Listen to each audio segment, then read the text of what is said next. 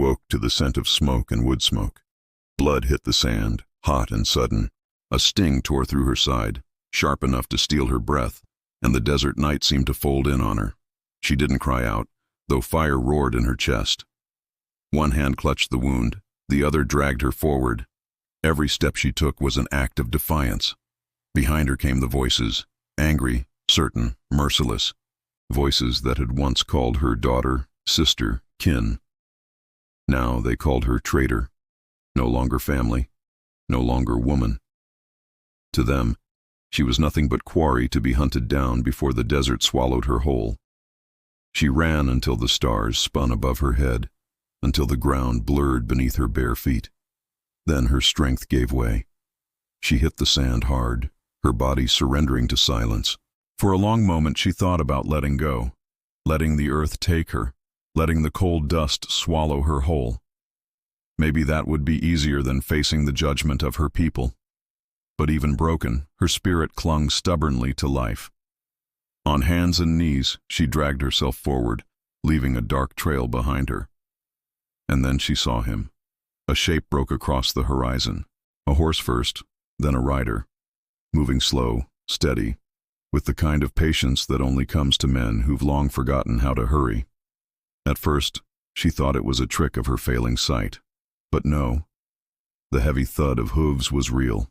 She tried to crawl away, but her body betrayed her. The rider dismounted. Boots struck the sand.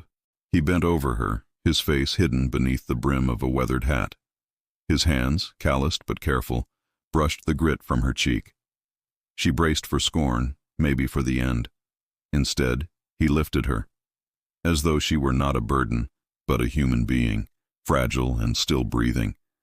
He carried her to a cabin that stood lonely against the night, a skeleton of wood, with a faint glow leaking from its single window. Inside, warmth poured from the hearth. Smoke and pine hung in the air. He laid her on a rough bed. She tried to push him away, but he only shook his head with quiet certainty. His knife flashed. He cut away the cloth around her wound. With one sharp tug, the arrow came free. Her cry echoed in the small room, but his hand steadied her. He cleaned the blood, tore strips of linen, and bound her with care. A care that asked for nothing in return. Through fever and haze, she watched him move. He spoke little. His silence wasn't cold. It was deliberate, the kind of silence carried by men who knew words could wound more than they could heal.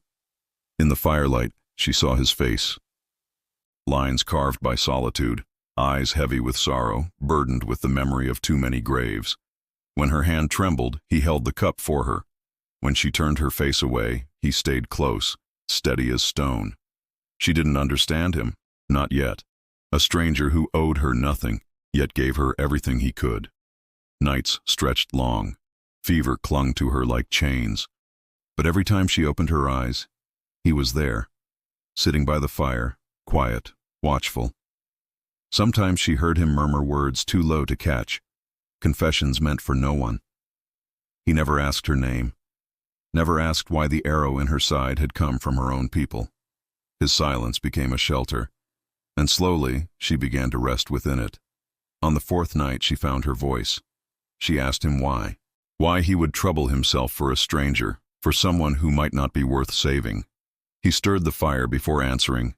No one should die alone, he said, just that. But it pressed deep into her bones, heavier than any sermon.